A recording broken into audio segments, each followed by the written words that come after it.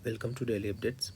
पहली important news है, Khavda renewable energy park Gujarat में world largest hybrid solar and wind energy project बनाए जा रहे हैं। दुनिया के सबसे बड़े हाइब्रिड सोलर और विंड एनर्जी प्रोजेक्ट बनाए जा रहे हैं। ये Khavda renewable energy park Gujarat में इसको बना रहा है। अभी इसकी कुछ ब्रांचेज ऑपरेशनल हो गई हैं। इसको बना रहा है अडानी ग्रीन एनर्जी और एनटीपीसी ग्रीन एनर्जी।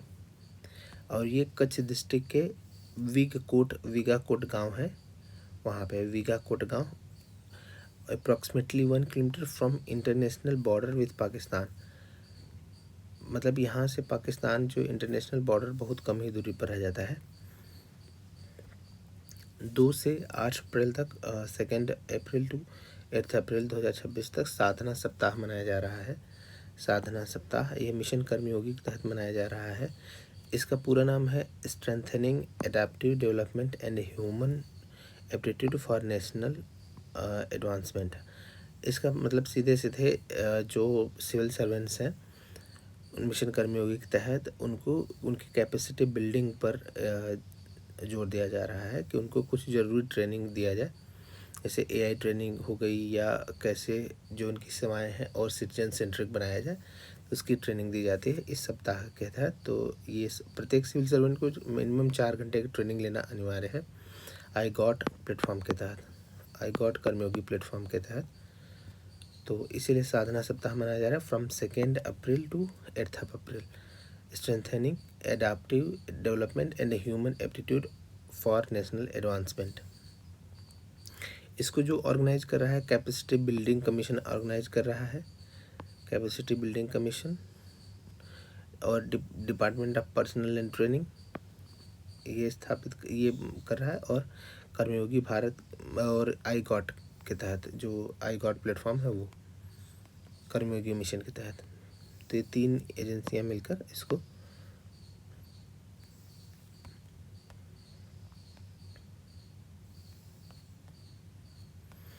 अगली इम्पोर्टेंट न्यूज़ है कि भारत की जो शीतल देवी हैं जो पैरा आर्चर हैं, भारत की शीतल देवी हैं, इनका ये चुनी गई हैं para Archer of the year 2025 के लिए। जम्मू कश्मीर की रहने वाले शीतल देवी, इनके दोनों हाथ नहीं हैं। तो ये पैरा आर्चर पहली बार कोई पहला पैरा आर्चर है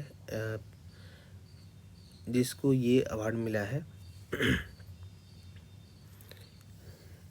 the 19-year-old from Jammu and Kashmir became the first and only female armless archer to win gold at the World Para Archery Championship।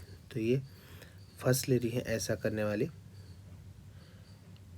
जिनको 2025 का पैरा आर्चर एक तरीके से पैरा आर्चर चुना गया है। और इन्होंने by claiming the top honours in women's compound individual में इन्होंने ग्वांगजू साउथ कोरिया में इन्होंने लास्ट ईयर में गोल्ड मेडल जीता था। ग्वांगजू साउथ कोरिया में लास्ट ईयर में गोल्ड मेडल जीता था इन्होंने पैरा आर्चरी में। तो शीतल देवी को para Archer of the year 2025 चुना गया है बाई वर्ल्ड आर्चरी। मतलब शीतल देवी को वर्ल्ड आर्चरी के द्वारा para Archer of the year चुना गया है। 30 मार्च को जो रिनॉन्ड फ्रीडम फाइटर थे श्याम जी कृष्ण वर्मा, उनकी पुण्यतिथि थी 30 मार्च को। इनका जन्म हुआ था गुजरात में मांडवी नदी के किनारे 4 अक्टूबर 1857 को। और इनकी जो मृत्यु हुई थी वो हुई थी स्विट्जरलैंड में जिनेवा में।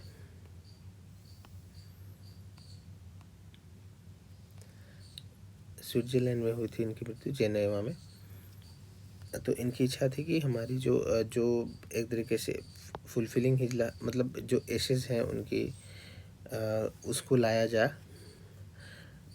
मतलब ये चाहते थे कि अगर मैं कहीं पे मेरी मृत्यु हो तो हमारे एशेज को मेरे देश में वापस लाया जाए। और 2003 में जब प्रधानमंत्री नरेंद्र मोदी गुजरात के सीएम थे तो जिनेवा से उनकी एशेज को लाए थे वो India from Geneva by then Gujarat CM Narendra Modi in 2003। तो इन्होंने इंडिया हाउस की स्थापना की थी और Indian Indian home rule society की स्थापना की थी लंदन में 1905 में।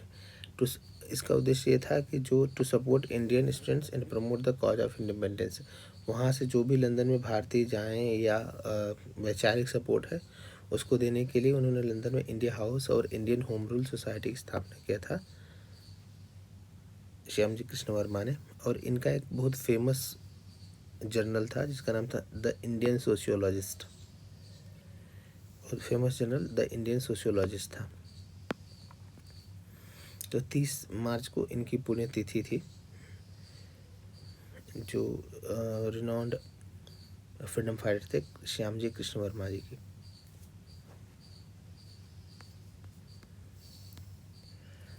इस साल का जो अर्थ आवर मनाया गया सैटरडे को मनाया गया 28 मार्च को 8:30 बजे रात से लेके 9:30 बजे तक सभी मतलब कि जो भी लाइट थी वो ऑफ करके 8:30 से 9:30 बजे तक मनाया गया है। और ये world wild life fund for nature Australia के द्वारा मनाया जाता है। ऑस्ट्रेलिया के द्वारा पहली बार शुरू किया गया था WWF ऑस्ट्रेलिया के द्वारा। इस साल का जो मनाया गया वो था 8:30 से 9:30 बजे तक 28 मार्च को। और ये इसकी थीम थी give an hour for earth, मतलब प्लेनेट के लिए 1 घंटा आप मतलब कि डेडिकेट कीजिए अपना। 31 मार्च 2007 से शुरू हुआ था ये मूवमेंट, 31 मार्च 2007 से, और सिडनी से मतलब ऑस्ट्रेलिया में।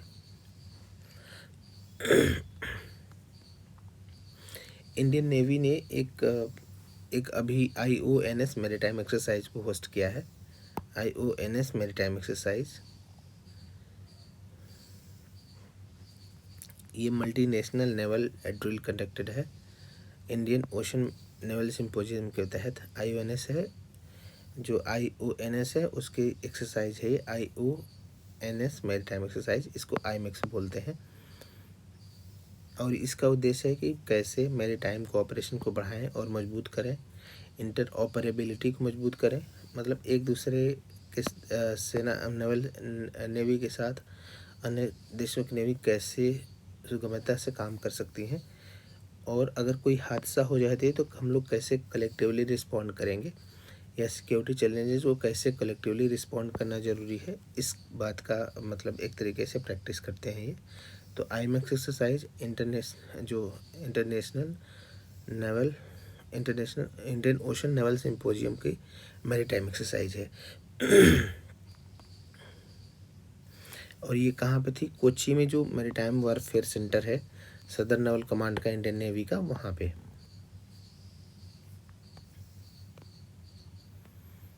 इसमें delegates from 12 countries attended, including ये इन देशों के डेलीगेट शामिल हुए थे। और नॉन ट्रेडिशनल जो भी थ्रेट्स है उसको देखा गया, उसको ऑब्जर्व किया गया, जैसे पायरेसी हो गई, मैरीटाइम टेररिज्म हो गया, और इलीगल ट्रैफिकिंग।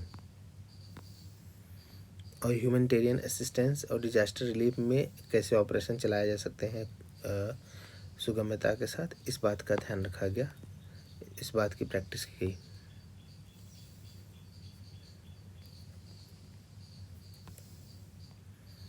और ये जो इंडिया का जो IMEX जो एक्सरसाइज है जो इंडिया का विजन है इंडियन ओशन को लेकर, SAGAR security and growth for all in the region, उसके अनुरूप है। और यहाँ पे क्योंकि इंडिया अपने आप को नेट सिक्योरिटी प्रोवाइडर के रूप में इस्टेब्लिश करता है IOR में, इंडियन ओशन रीजन में, तो इसीलिए ये इंडिया के नेतृत्व में हुआ। और इस तरह की एक्सरसाइज, ताकि अगर इंडियन ओशन में कोई आपदा आती है या कोई सिक्योरिटी चैलेंज आता है तो इंडिया सबसे पहले रिस्पॉन्ड करे। इंडियन ओशन नेवल सिंपोजियम ये हिंद महासागर और भारत के जो हिंद महासागर और जो तटों के आसपास देश हैं उनका एक ऐच्छिक समूह है। इसमें 34 नेशन शामिल हैं, 25 मेंबर और 9 ऑब्जर्वर। 25 मेंबर बन चुके हैं और 9 अभी ऑब्जर्वर स्टेटस में है। ये बना था 2008 में। वॉलेंट्री ये एक तरह के सिंपोजियम है और इसमें 34 नेशन है, 25 मेंबर हैं, 2008 में बना था, और 9 ऑब्जर्वर हैं इसमें। उद्देश्य है कि कैसे मैरीटाइम सिक्योरिटी, मैरीटाइम डोमेन को और स्टेबल बनाए through dialogue between littoral states of Indian states. तो जो भी जो हिंद महासागर है उसके आसपास के देश हैं, उसके तटीय देश हैं, तो उनके थ्रू कैसे डायलॉग स्थापित करके, संवाद स्थापित करके मैरीटाइम डोमेन को और स्थिर बनाए। एक वायु बाण मीनिंग एयर एरो लॉन्च किया गया इंडियन एयरफोर्स के द्वारा। वायु बाण ये हेलीकॉप्टर लॉन्च ड्रोन प्रोजेक्ट है, हेलीकॉप्टर से ही ड्रोन लॉन्च किए जा सकते हैं। तो वायु बाण मतलब ये इतना ही जानना है कि वायु बाण क्या है। तो एक तरीके से इंडियन एयरफोर्स का first indigenous helicopter launch drone project है बस।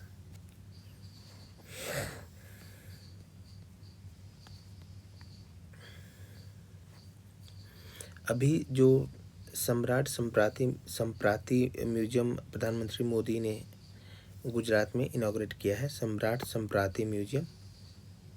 ये जैन को मानने वाले मौर्य एक तरीके से सम्राट थे। सम्राट संप्राति, कोबा में सम्राट संप्राति म्यूजियम, कोबा में प्रधानमंत्री, कोबा मतलब गुजरात में है, गांधीनगर में।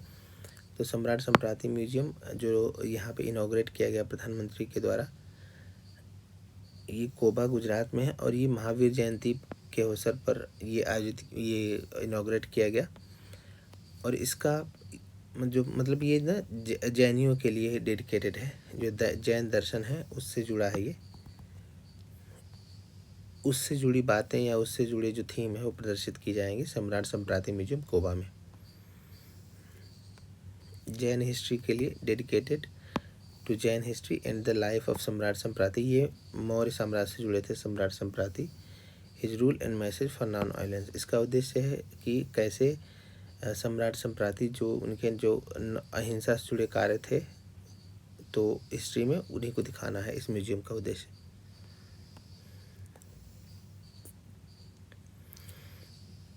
इंडिया लगातार जो सेमीकंडक्टर है उसमें उसके लिए प्रयासरत है कि कैसे भारत को आत्मनिर्भर बनाया जाए सेमीकंडक्टर चिप के मामले में।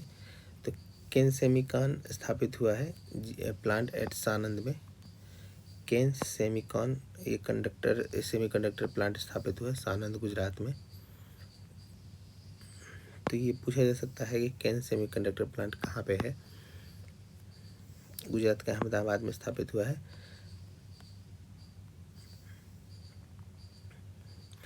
और ये जो इंटेलिजेंट पावर मॉड्यूल्स हैं IPMs, उसका प्रोडक्शन होगा वहाँ पे। तो IPMs आर क्रिटिकल कंपोनेंट्स होते हैं, ऑटोमेटिव इंडस्ट्रियल एप्लीकेशन में क्रिटिकल कंपोनेंट्स होते हैं सेमीकंडक्टर कंपोनेंट। तो केन्स जो सेमीकंडक्टर प्लांट है वो GIDC अहमदाबाद में स्थापित हो रहा है, और ये IPM बनाएगा, इंटेलिजेंट पावर मॉडल्स बनाए गए जो ऑटोमेटिव एंड इंडस्ट्रियल एप्लीकेशन में ज़रूरत होते हैं efficiency, reliable power switching system के लिए।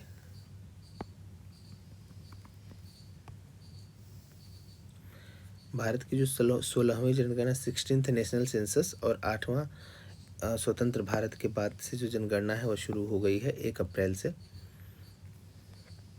इसमें सरकार जो डिवोट कर रही है, जो एलोकेट की थी बजट में 11,718.24 लाख करोड़ रुपए, मतलब 11,718 करोड़ रुपए इसमें सरकार ने दिया था ताकि जनगणना सुचारू रूप से की जा सके। अभी ये 15 साल बाद हो रही जनगणना, क्योंकि उसमें कोविड आ गया था तो रुक गई थी। 21 में होनी थी तो कोविड आ गया था। पहले फेज में जो ये जनगणना 2 फेज में होगी, सेंसस 2007 2 फेज में होगी। पहले फेज में हाउस लिस्टिंग, हाउसिंग सेंसस होगा, घर से जुड़ी जानकारियाँ, जो घर में मटेरियल कौन कौन से हैं, क्या क्या सुविधाएं हैं, इस तरह से पहले फेज में बताएंगे लोग। 31 से लेकर 33 पैरामीटर्स पर बात करेंगे। 31 से 33 पैरामीटर्स पर जानकारियाँ ली जाएंगी। फेज़ 2 में पॉपुलेशन एन्यूमरेशन होगा, मतलब कि पहले फेज में जो घर से संबंधित जानकारियाँ, दूसरे फेज में मतलब पॉपुलेशन से संबंधित जानकारियाँ। हेड काउंट शुरू होगा फरवरी 2027 में कितने लोग हैं।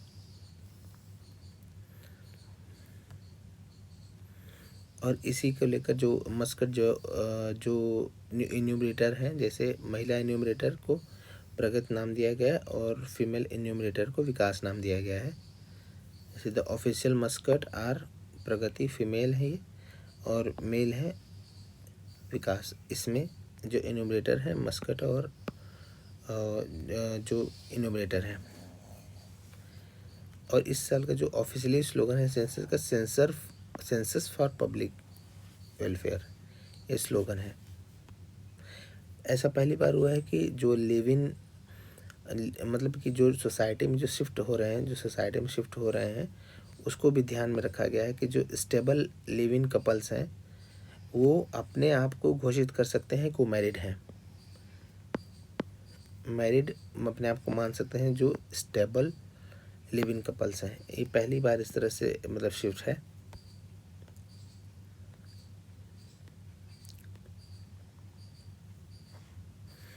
अगली जो इम्पोर्टेंट न्यूज़ है, नेशनल स्टैटिस्टिकल ऑफिस जो मॉस्पी के तहत काम करता है, under the ministry of statistical and program, MoSPI के तहत जो काम करता है, उसने 33वां annual energy statics India report 2026 जारी की।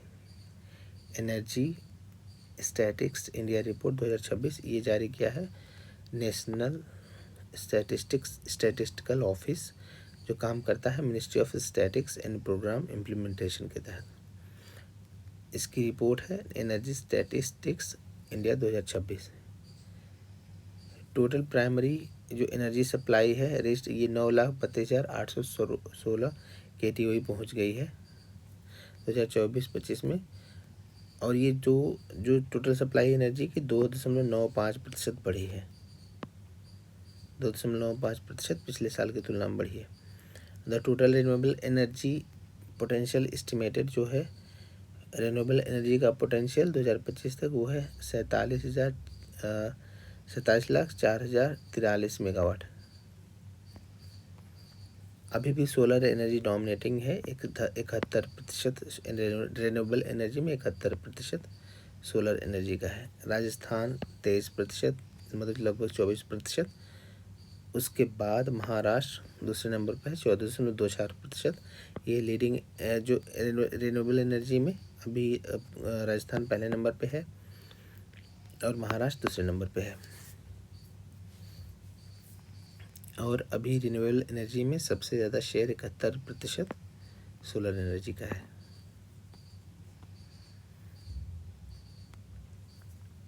INS Sanchi is the first of 11 next generation offshore patrol vessels.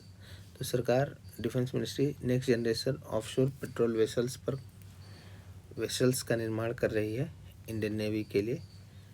और अभी जो इसका पहला जो वर्जन आया है INS सांची आई है, INS सांची। तो ये पहला 11 इसमें बनेगी next generation offshore patrol vessels. और इसकी जो पहली जो ऑफशोर वेसल है वो है INS सांची नाम इसका। इसमें 76% पार्ट लगभग इंडिजिनस हैं, स्वदेशी हैं। और ये आत्मनिर्भर भारत का जो हमारा इनिशिएटिव है, कॉन्सेप्ट है, उसके अनुरूप है, अलाइनिंग विद द आत्मनिर्भर भारत इनिशिएटिव।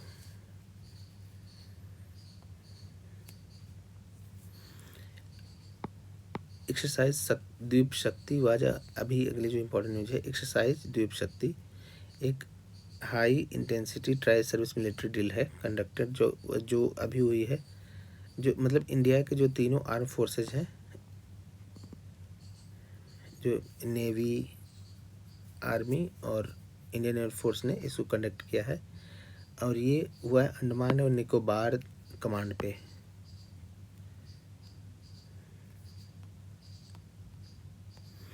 और इसका उद्देश्य है कि अगर कोस्टल सिक्योरिटी को लेकर कोई बात हो, मतलब एक्सरसाइज द्वीप शक्ति, ये तीनों सेनाओं ने मिलकर इसको कंडक्ट किया है एक्सरसाइज द्वीप शक्ति को।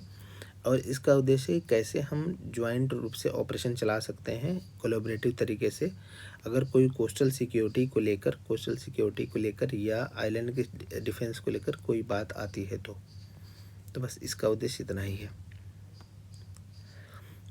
2026 का global education monitoring JEM report जारी किया है यूनेस्को ने। 2026 का ग्लोबल एजुकेशन मॉनिटरिंग रिपोर्ट जारी किया है 2026 का यूनेस्को ने। इंडोनेशिया ने 1 अप्रैल से इंडोनेशिया ने बैन कर दिया है सोशल मीडिया को बैन कर दिया सोशल मीडिया अकाउंट्स को। ऐसे स्टूडेंट जिनकी उम्र अभी 16 साल से कम है, तो ऐसे बच्चे जिनकी उम्र 16 साल से कम है उसके लिए सोशल मीडिया बैन कर दिया है ऑस्ट्रेलिया ने। 1 अप्रैल से ये लागू भी हो गया है।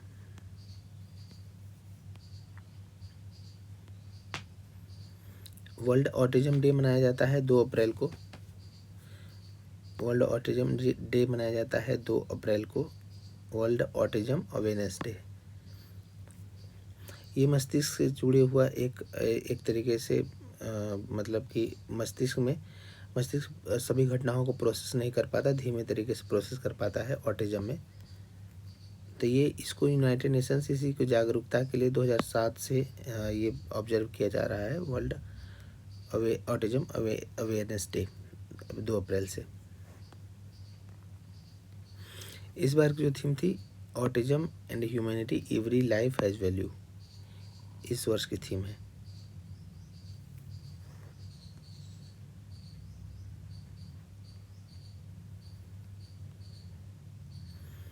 नासा ने अभी 50 साल बाद आर्टेमिस मिशन मतलब चंद्रमा से जुड़े जो मून मिशन है भेजा है, आर्टेमिस मिशन 2, और ये भेजा गया है इस कैनेडी स्पेस सेंटर फ्लोरिडा से भेजा गया है। और जो इंडियन टाइम के अनुसार लगभग 4 बजे 3:54 पर भेजा गया है। 10 क्रू मेंबर हैं आर्टेमिस मिशन में, और पहली बार ऐसा हुआ है कि इसमें कोई महिला क्रू मिशन भी है। इसमें they will do it all capsule the size mini bus, एक मिनी बस की तरह कैप्सूल का साइज है। 4 student Reid Wiseman, Victor Glover, Christina Koch और कनाडियन एक एस्ट्रोनॉट थे Jeremy Hansen are taking part in the mission. Unlike the Apollo mission जो गए थे 1968 में 1972 में, विच सेंट ओनली मेन जो कि केवल मेन पर गए थे, आर्टेमिस मिशन अब ये दूसरा greater diversity with a women and a non American astronaut on board, जैसे एक कैनेडियन एक एस्ट्रोनॉट है और एक वीमेन एस्ट्रोनॉट है क्रिस्टीना कोच।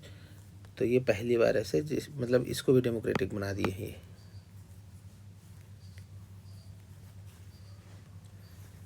तो ये 10 दिन के मिशन में अभी एस्ट्रोनॉट क्या क्या चेक करेंगे, मतलब वहाँ पे ये उतरेंगे नहीं वहाँ पे मून पे, तो आसपास लाइफ सपोर्ट सिस्टम देखेंगे कितना सपोर्टिव है चंद्रमा का जो एटमॉस्फेयर, नेविगेशन को तलाशेंगे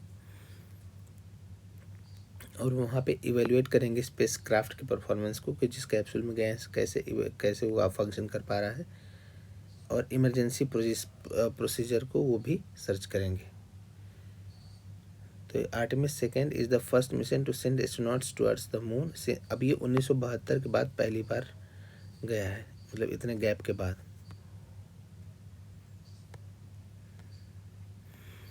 अरुंधति राय उनकी जो एक ऑटोबायोग्राफी है mother Mary comes to me, इसको बेस्ट क्रिटिक अवार्ड मिला है 2025 के लिए, national books critics circle award NBCC। तो ये mother Mary comes to me ये अरुंधति रॉय की ऑटोबायोग्राफी है, इसको अवार्ड मिला है नेशनल बुक क्रिटिक्स सर्कल 2025 के लिए।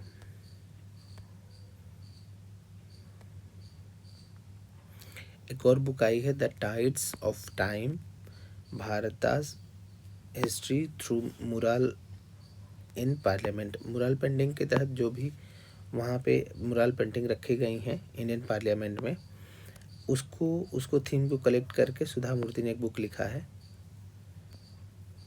तो उसका नाम है tides of time Bharat's history through murals in parliament. ये बुक है सुधा मूर्ति की।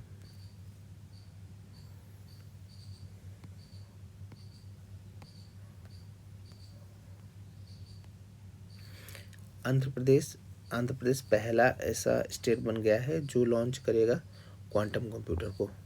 14 अप्रैल को लॉन्च करेगा 2026 में क्वांटम कंप्यूटर को। The computer will be housed in Amaravati quantum valley में ये रखा जाएगा। A dedicated tech hub being developed in the state's capital Amaravati में रखा जाएगा ये। तो Andhra Pradesh is the set to launch India's first quantum computer on April 14, 2026।